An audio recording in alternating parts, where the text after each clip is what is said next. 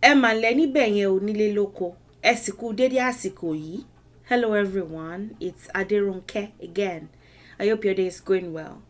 Today, I'd like to talk about last names or surnames, if you will, and basically start your thought process if it's not really something you've considered towards thinking about what the history behind your last name is as a Yoruba person who has a specific last name. I'd like you to consider what the history behind it is, how your family got that last name, what it tells you about your own lineage and such. So before I made this video, I googled the history of last names in Britain, and I was very specific about Britain for reasons that you will come to know as I continue.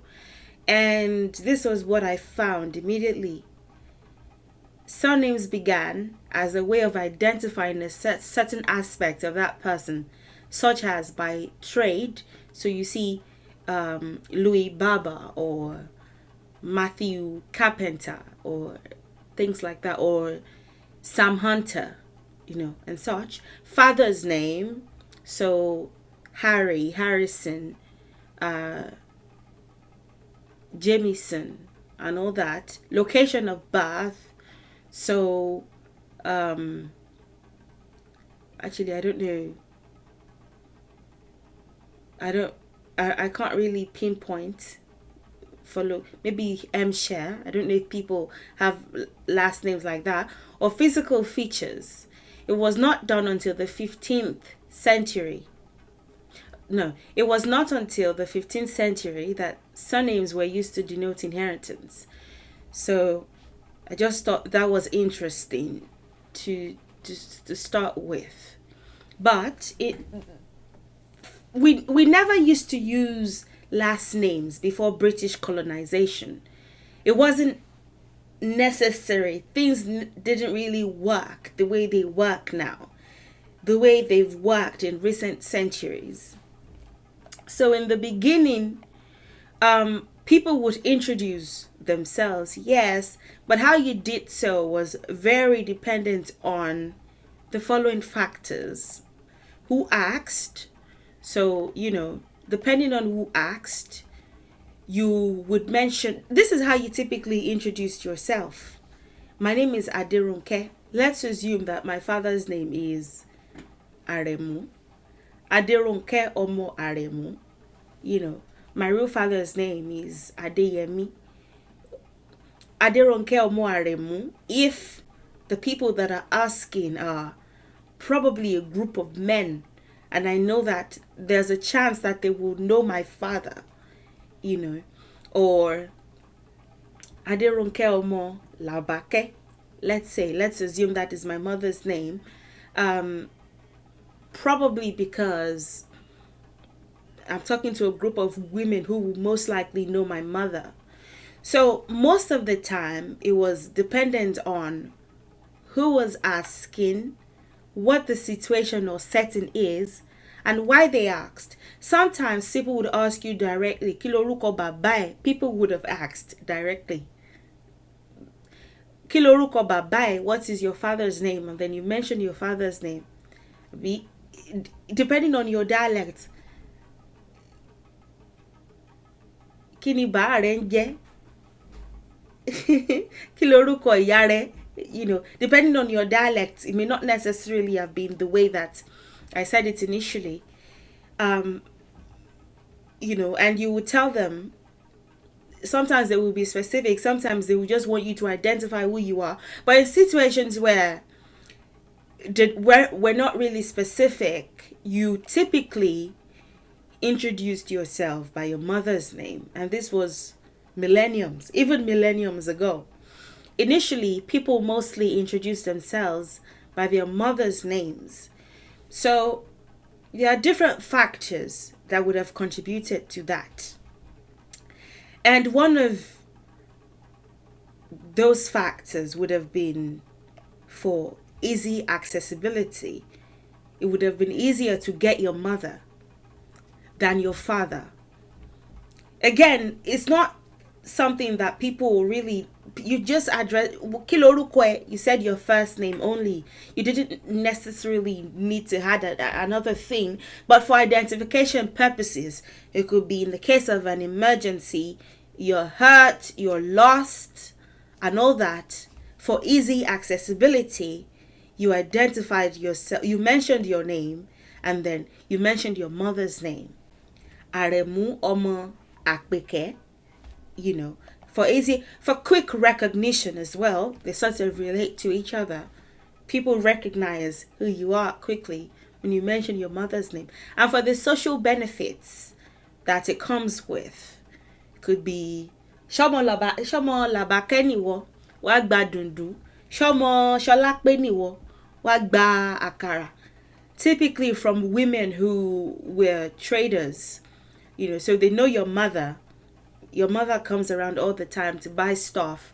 The way that sale occurred, that it wasn't really monetary, it was exchange. So you have this, you exchange it with that. And even then we had markets, but the way that things went on, it wasn't money. It was, oh, you have this, I have 20 cows, you have 400, I don't know, stacks of some type of clothing, we exchange type thing. If I see that you have what I need and we can discuss, I have what you need, we would exchange, So, but we didn't necessarily need to go to a market, of course. It was best to go to a market, but we would just ask, who wants this? I have this, type thing. Trade was really interesting before money came to be. Money in the form of cowries and certain types of stones, and later on even like gold, very briefly, and then coins and notes and all that. So yeah, easy accessibility, quick recognition, social benefits. Why would your mother have been, would a mother, not your mother, why would a mother have been easy to access, or maybe more accessible than the father? It was due to the occupation that the men had. So typically amongst the men, you would find hunters, people who would go into the thick forests to hunt and would not necessarily return the same day. They would hunt for everybody, So yes, there were animals in the places of habitation, within the villages and such. But once the animals knew that humans were living in this area, they just sort of, it's a respect thing. They just sort of kept their distance. So you were not really going to expect a lot of kill if you just put like a mouse trap on the ground, or maybe some kind of animal trap on the ground. There was a higher chance that the thing would trap a child's foot before it traps an actual animal. So people went out of the places of habitation and they didn't necessarily spend a lot of time at home, So they did large scale hunting, and within this period, of course, they came across certain things that are now present in the spirituality, or it was as a result of these expeditions that certain tales came to be, or our association with certain elements were sort of defined, So anyway, hunters, farmers as well. If you wanted to plant, just basic things that you could survive on, yes, people would plant like not too far from the places of habitation. But when they wanted to do like large scale farming, then they would go to the farms. The farms were just a little bit further from the places that they lived. It's not that there weren't any women at all doing this, but there were extremely few. Extremely few. Extremely few female hunters in the beginning, because women were doing more domestic things than hunting. There were one-offs, in which probably a powerful hunter would take their daughter to one of the expeditions and such. Things like that were not things that were never heard of, but women were fewer doing these things. So these were the occupations that kept the men away. Basically, farming, large-scale farming, that takes you farther from the habitation area. Performers, performers, even with egungun, the Alanijo performers are the ones that would leave their own places of habitation and sort of like go farther, especially when they will go farther anyway to different areas, places where there were other people, perform for them for gifts. It wasn't necessary, it was for pay, but it wasn't necessarily pay as in money. They would entertain, and people would sort of, out of their own free will, just give them gifts, wood sellers, of course, these ones were not those kinds of performers until a certain time were not really taken as seriously, except you were from like that family, performing, drumming and all that, dancing, people would, so there was a higher chance that your father would be away for weeks on end doing these things. Some smaller scale farmers would go home, would return home every night. Some would not. They would sort of build homes, sheds, around the farm area. And then wood sellers, yes, they could have just cut trees around where they lived, but then that's not going to really sustain them. No. So they would go into the thicker forests, and they would be away for hours and days. And then blacksmiths as well. These ones were not always too far away from the places of habitation, but the noise and everything, they were just a bit further from like the places where people slept. So occupations like this most likely took the men away. That was why people were most commonly mentioning the names of their mothers when they were introducing themselves. And I've mentioned the benefits for doing so, of course. A lot of people would probably recognize your mother faster than they would recognize your father, or they would get your mother faster in case anything happens to you than your mother. They'll get your mother faster than your father. Your father has toured on foot to perform, or your father is somewhere on the outskirts doing something. So also, the social way of sort of introducing oneself transferred over to the spirituality as well. And that was how people introduced themselves to Ifa as well.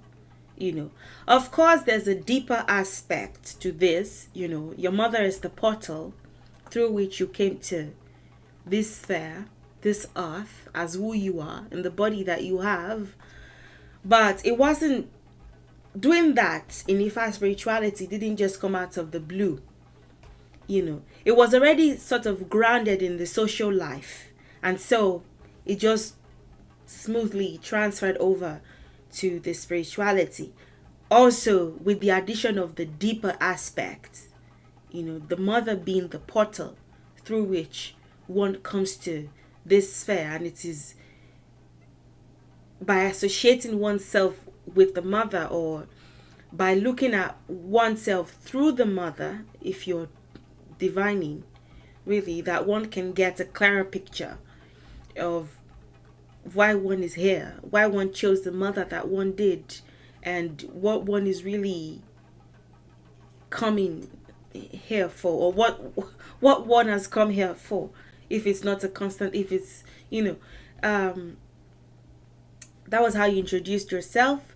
And then fast forward to like the 1700s, although things got worse around the 1800s. A lot of things just came into the picture, a lot of things came into the picture. So patriarchy came into the picture, and there was the introduction of Islam, and the Malians were coming in. So a lot of people still call Islam Esin Mali till now, the religion of the Malians, So patriarchy, and then there were several battles. I feel like we don't discuss battles enough when we talk about Yoruba history. We've gone through like a lot of things, historically speaking, when it comes to wanting to exert dominance and, I don't know, wanting to claim territory. There was a time when the more land you had, the more territories you had, the more power you had. So of course, that led to a lot of greed, a lot of wickedness. I'm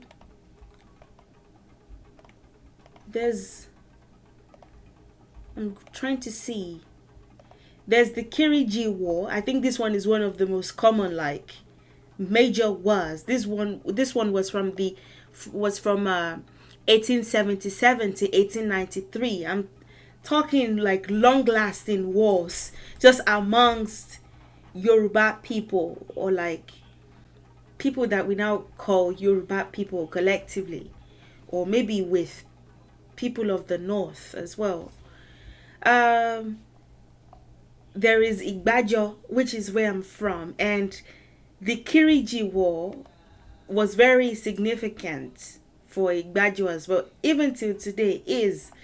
So I just found something here that was interesting with the Faragbota tree. The relics of Faragbota tree remains, a tree rumored to have protected the warring Igbajo and Ibadan army, absorbing bullets from their adversaries when they eat beside it. So I thought it was really interesting, because I've mentioned it in the past that my ancestors survived by selling wood. I come from a family of wood sellers and diviners, specifically Ifa diviners. Trees really did sustain us in many ways, in many ways. So if you look at my intro, you'll find that I placed a tree, or like wood. My intro is filled with a lot of symbolism that only I understand, and that is somewhat specific to me and my own experience. But you would notice the wood. Well, you maybe it's maybe not necessarily specific to me, but I understand the symbolism. Maybe one day I'm going to dissect it. But you will find wood somewhere in my intro. That is just to honor my ancestors who were wood sellers, and even to honor trees for like how they've sustained us, pretty much. So the Kiriji War, yes, but there's the Owu War. There were several wars in present day Ogun State as well. Just battles and battles upon battles. The more land you had, the more power you had, the more people. Even if you were not necessarily directly ruling these places, once you conquer them, they pay tax to you. I've forgotten what they call it. Ishakole. They pay Ishakole to you, your dues, as, I don't know, owning the territory. There was a lot of greed. But there's this JSTOR article. I used to have direct access to this article to this research site until I graduated from my university, and they withdrew my access unexpectedly. I don't know if you have access to JSTOR. I'm sure this would have. Yeah, I would be weary. Not everything that you find in books is absolutely true. Some people will just malleate history in ways that benefit them, but usually you would find some truth in it, you know. So, yeah, just wars and wars and wars and wars and wars. And it was during this era that these prominent people were sort of, you have people like Bashoruga and different Are Ona Kakanfo, you know, and different people, I'm trying to see. Just Google Yoruba wars, and trust me, you would have a field day.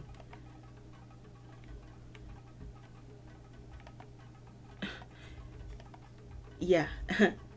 You know, the things that you will find, yeah, it's a 24-hour thing, you know.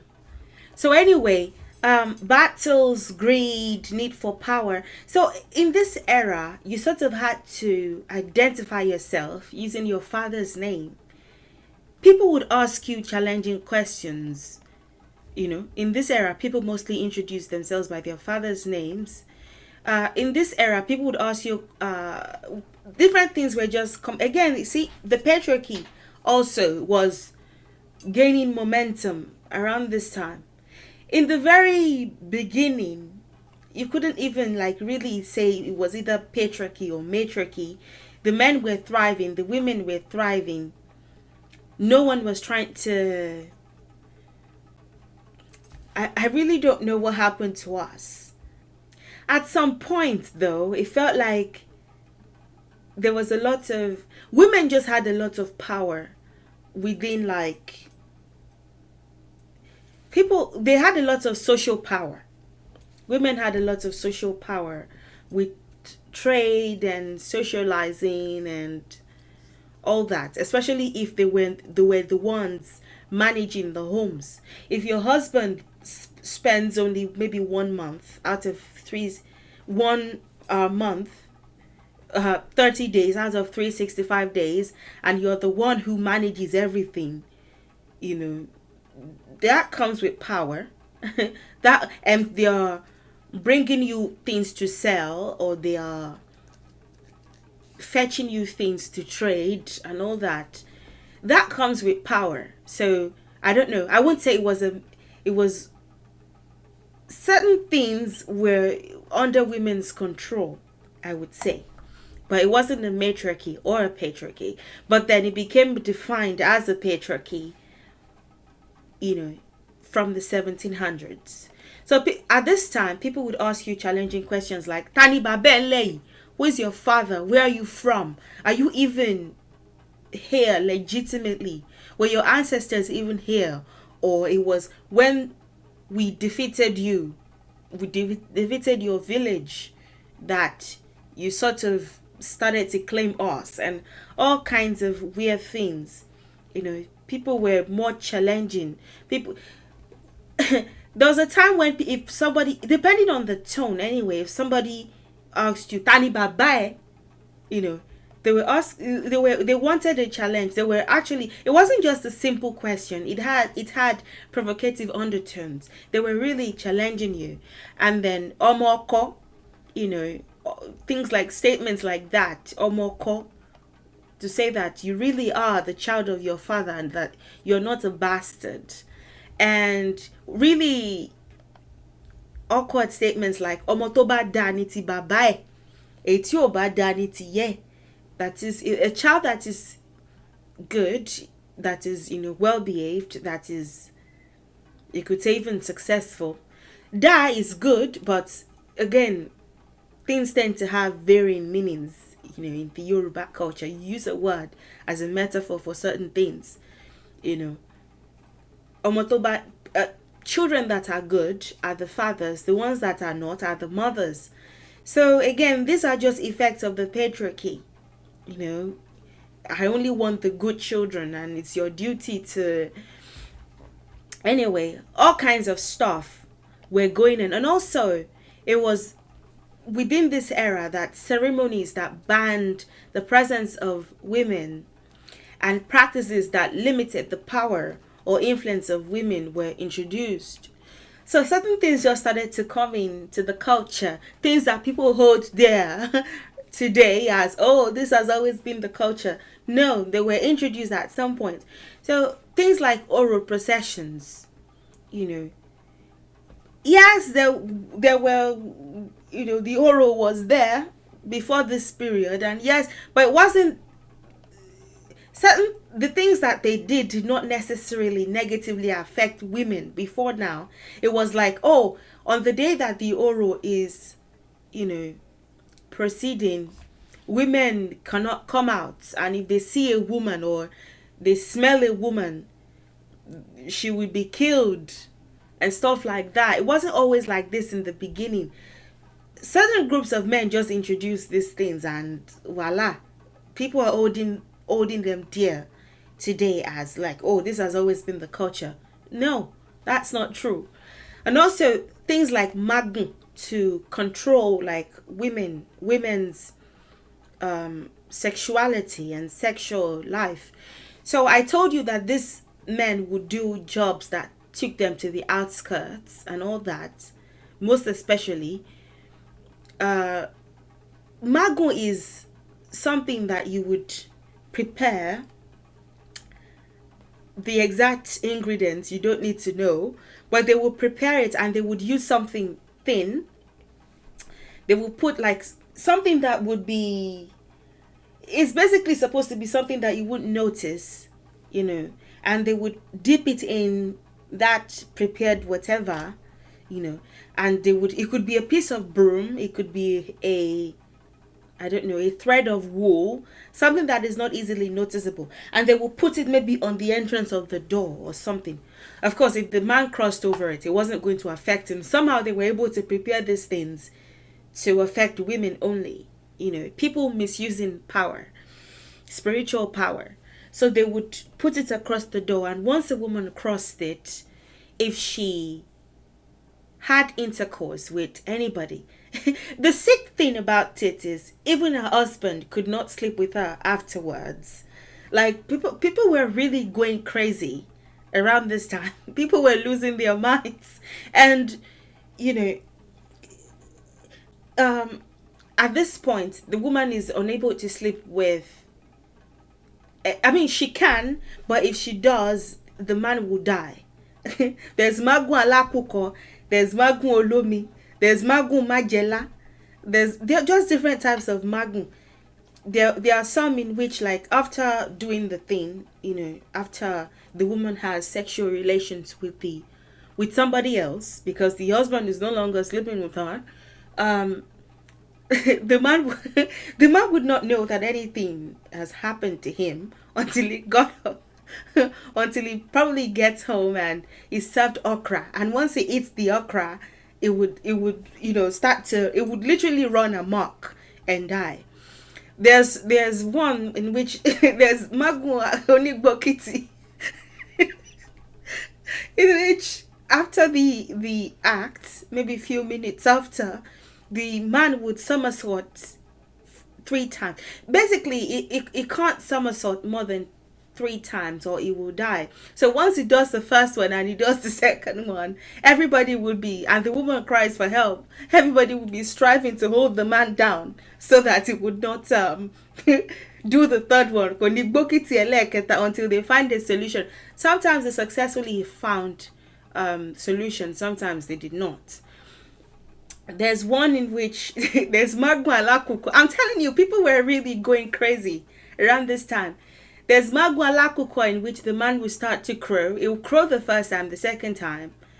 See, things are more powerful in threes. I told you in the video that I made on tones that when we include three in something, it's a metaphor for powerful.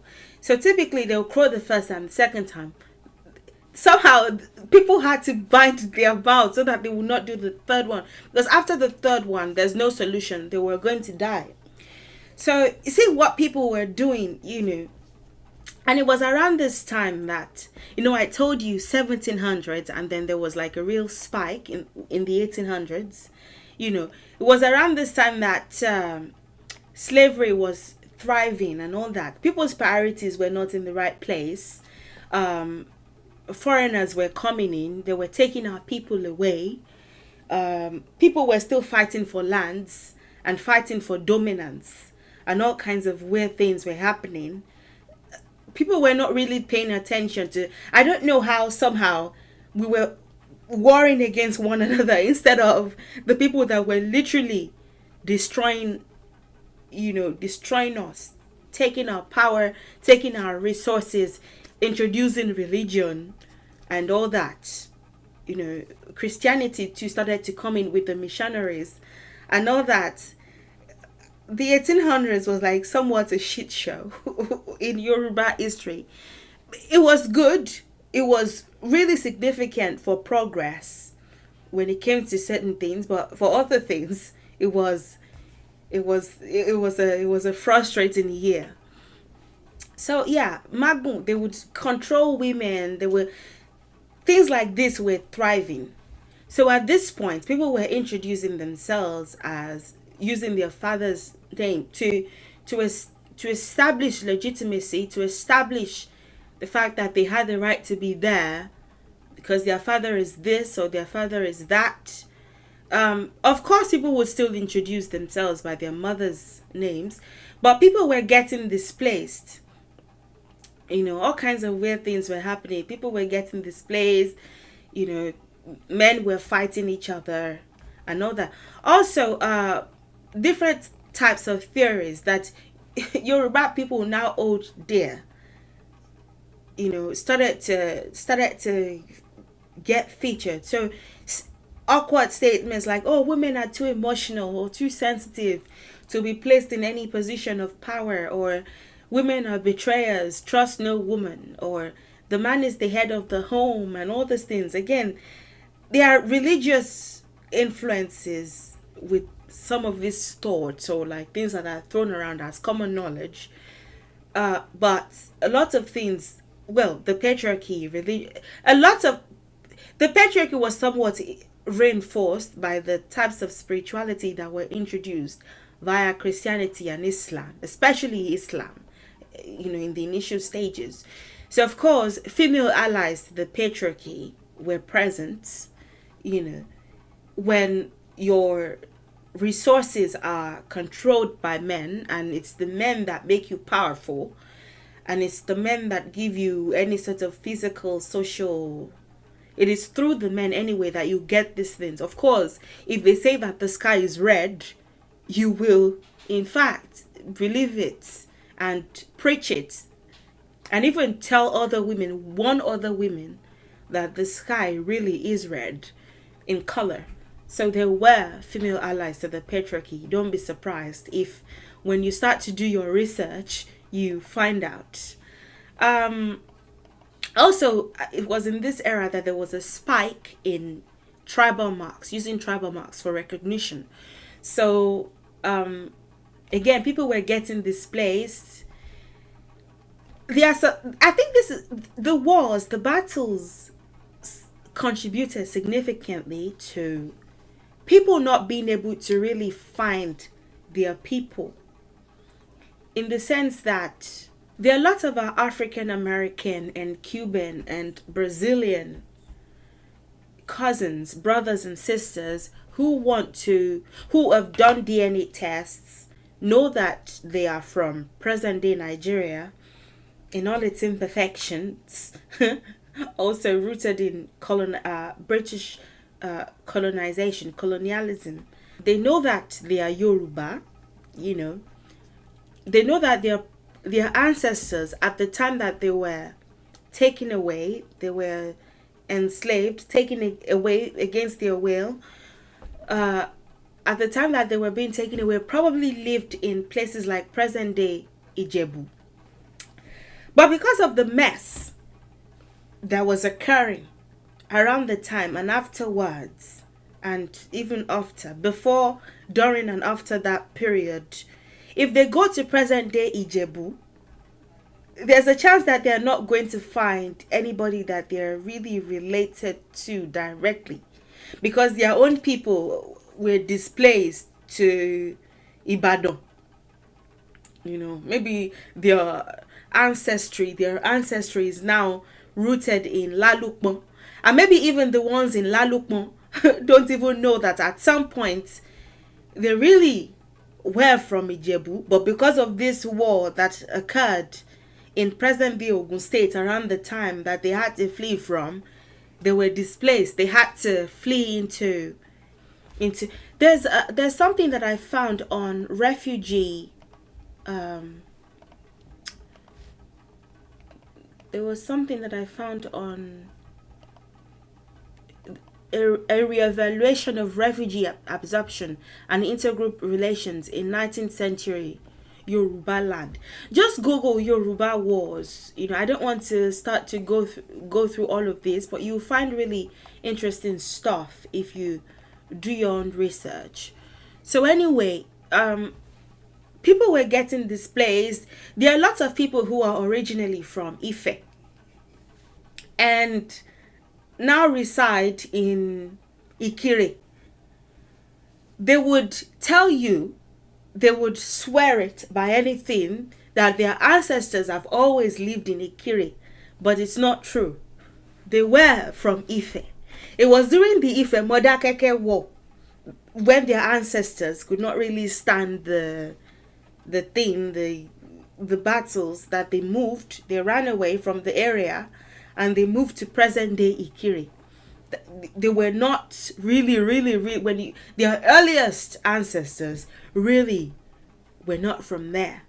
There's a lot of migration that has happened, so much so that to really trace where you really are from in the original sense, would be a task, to put it lightly, would be a task. So there was a spike in tribal marks for recognition. Of course, people were getting displaced. It wasn't that before this time people were not,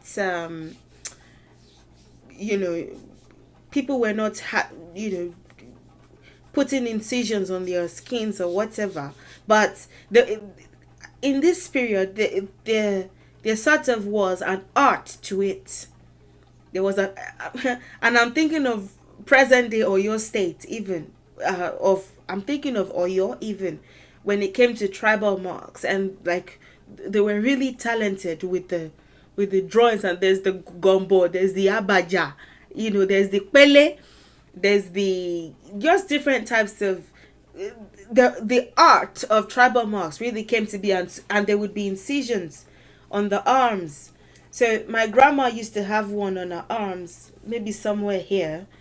I think it was her date of birth that was written, that was sort of like inscribed, so that they would not forget their.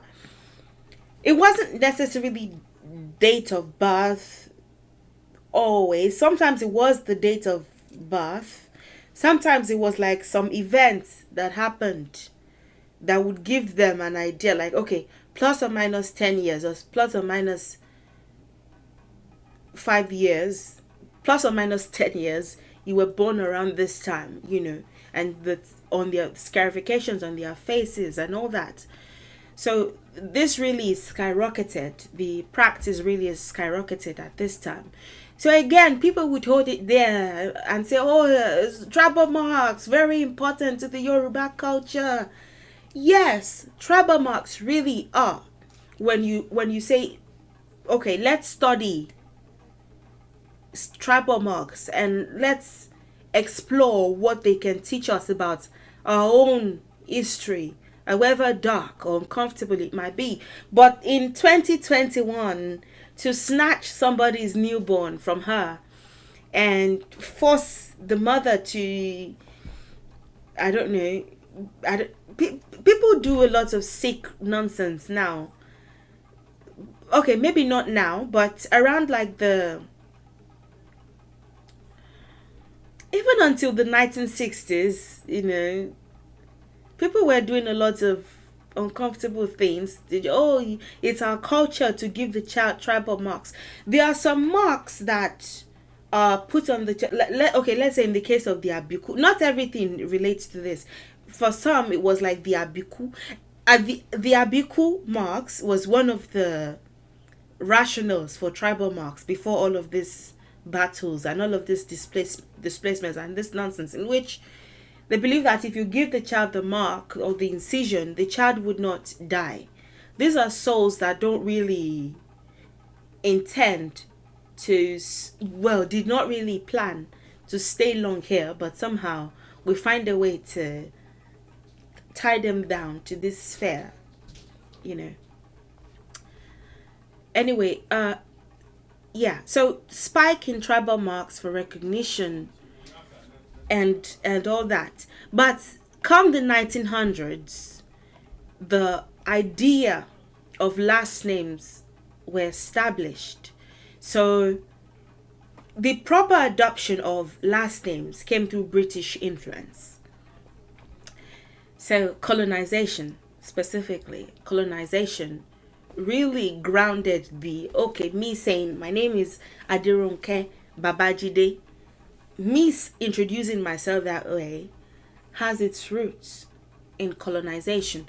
So a lot of things contributed to it. First, it was trade. In my family's case, it was trade. I told you that I'm from a family of wood sellers and diviners. My grandfather was a wood seller, and when he would sell wood, it was a contractor, wood supplier to companies. When he would supply wood to them, he needed a last name to register himself. So his name was Adetunji. His father's name was Babajide. His grandfather's name was Ifagbongbe. Told you, from a family of Ifa diviners. Trade. So when they wanted to register him as one of the contractors, he needed a name. So I would tell you the 4 most common roots of a surname. But first, some of the things that contributed to people now adopting last names and passing it on to their children in more defined ways. And even within the same family, you would see sometimes siblings would choose different last names based on the factors that I'm going to mention. So trade, sometimes it was education. If you were going to register in school, especially around like the 1930s, 40s, 50s, 60s, when Nigeria became an independent country, and even afterwards, you needed a name. 1920s downwards, you needed just even from the beginning of the 1900s, you needed a name. So they would tell you, choose a name, tell us what your last name is, or they would choose it for you. Sometimes it's your occupation, for people who worked with the government, or people who were hired as like the police or security guards for this government building or whatever. If you were working for the British government, you needed a last name. So these factors contributed to people rapidly taking on last names, not just Emi Aderonke Omo, Akani or something like that, or Emi Aderonke Omo Akani àti Làbákẹ́, orúkọ bàbá mi ni Akani, orúkọ ìyá mi ni Làbákẹ́. Now you needed like something definite. Just tell us what your last name is. We don't tell us the history. This was colonization. 4 most common roots of a surname. If you find a Yoruba person bearing a surname today, these are 4 common reasons, 4 common roots of that surname. So first of all, father or grandfather's first name or nickname. Father or grandfather's first name or nickname. So I told you my grandfather's name was Adetunji. His father's name was Babajide. That tells you something also about my family, my lineage. We believe in reincarnation. Babajide's father's name was Ifagbongbe. Ifagbongbe's father's name was I'm not going to tell you everything about my history, but the father or grandfather's first name or the father or grandfather's nickname. So even Oriki as well. Not it, the first name, the nickname, the Oriki as well. Ajani, and all that. Secondly, the first or last name of an influential person, home or abroad. The first or last name of an influential person, home or abroad. So you found Yoruba people, you found names like, again, even with Islam as well. Here I have only British influences, but the influential person could be from the Bible or the Quran, or from even basic history or from the British government, or especially for Yoruba people who were studying abroad, they were adopting names, they were adopting last names like Crowther and Macaulay and McAnthony and Banks and Jones and Wright, names. Maybe there was a philosopher who had this last name, the British philosopher or American philosopher, whatever the case may be, depending on how well read they were, they adopted their last names and they used those last names abroad, even after they came home back to present day Nigeria after its independence. They were using these names. So names from the Bible, names like John and all that. This is not even limited to Yoruba people, even the Igbo, even the, and even the Benin.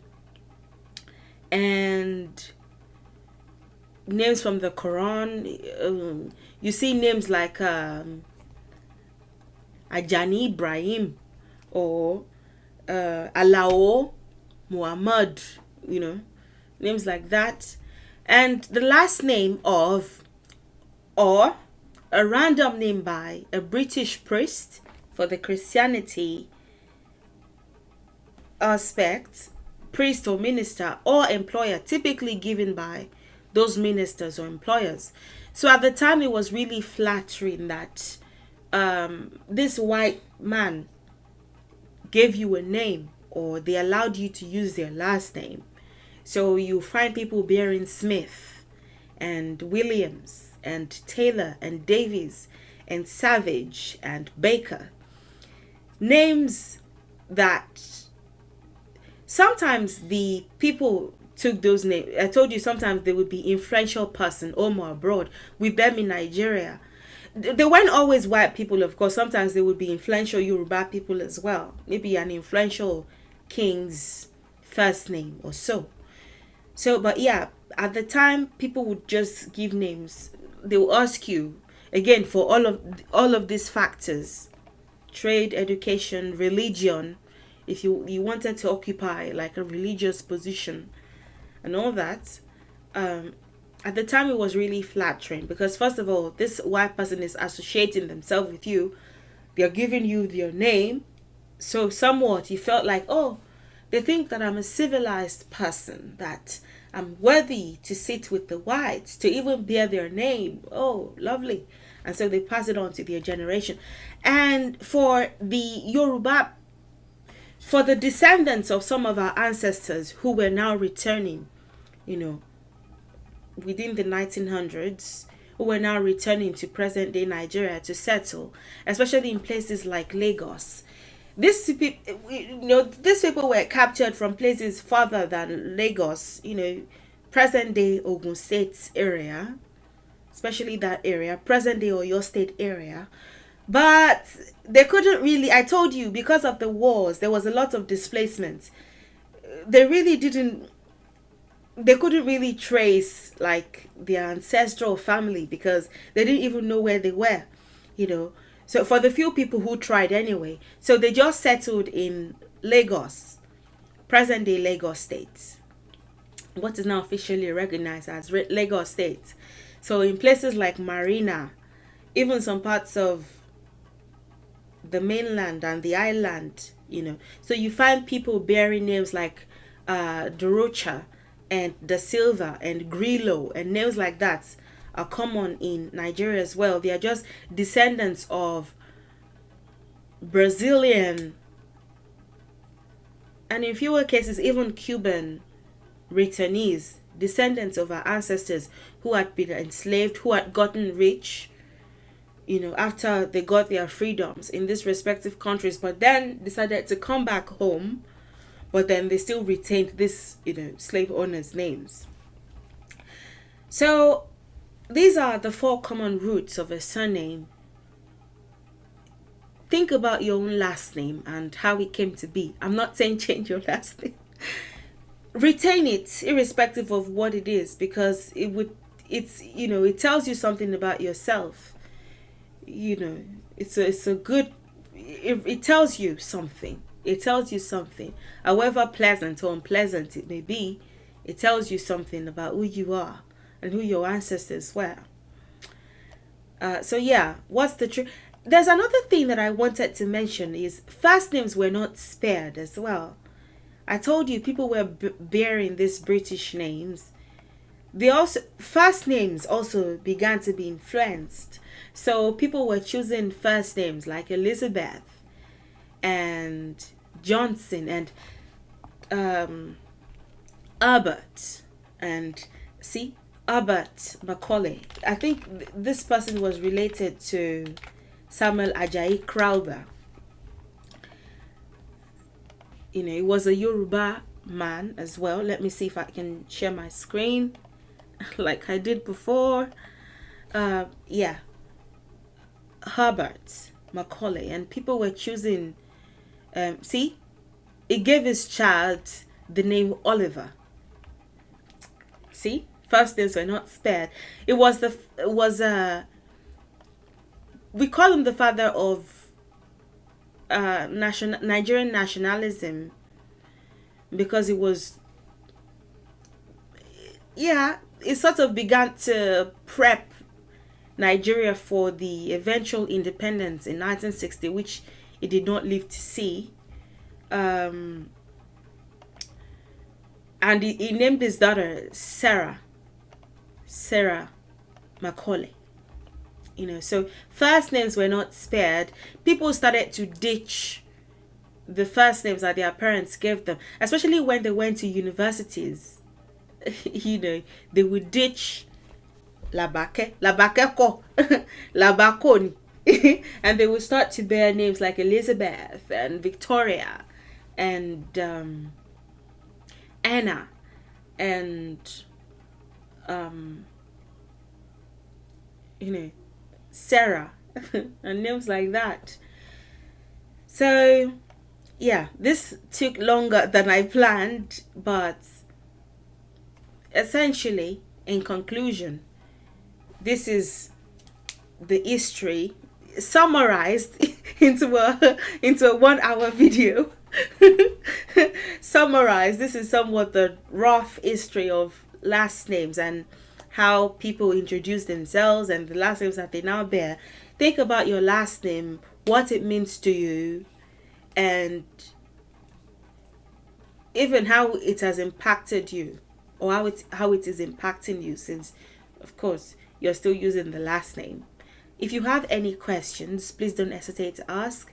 Thank you for your time, and I'll see you in the next video. Enjoy the rest of your day, and bye for now.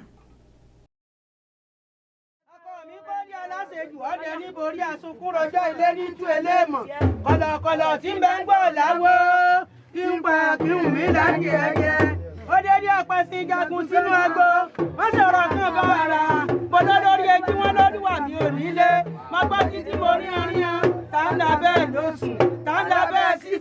ta ló làbàtà bútú tó sojú rẹ̀ gún ẹ̀gún. lálọ́ ọ̀dọ́dé wọn ò rí lẹ̀ roko wọ́n roko sí agbádá gúdú omi èrò rìn méèbí ń pejò lápá ẹ̀rù àpá ń ṣe níwà ní ọwọ́ mi aṣọ láńlọ́ káńsẹ́ sínú oró mi ọ̀kan ní bó tètè wọ̀ ní omójú mi lọ́ọ́ mòde ta ló lè jíjó lè láàfin ọba àfìyá láńlọ́ká láńlérè ló lè jíjó lè láàfin ọba ó lè jíjó lè tó lè láńlọ́ká mọ́mọ́ jòlè ọ̀gá gbogbo wa mọ́lé àlùjánu inú ètò ọ̀fọ̀.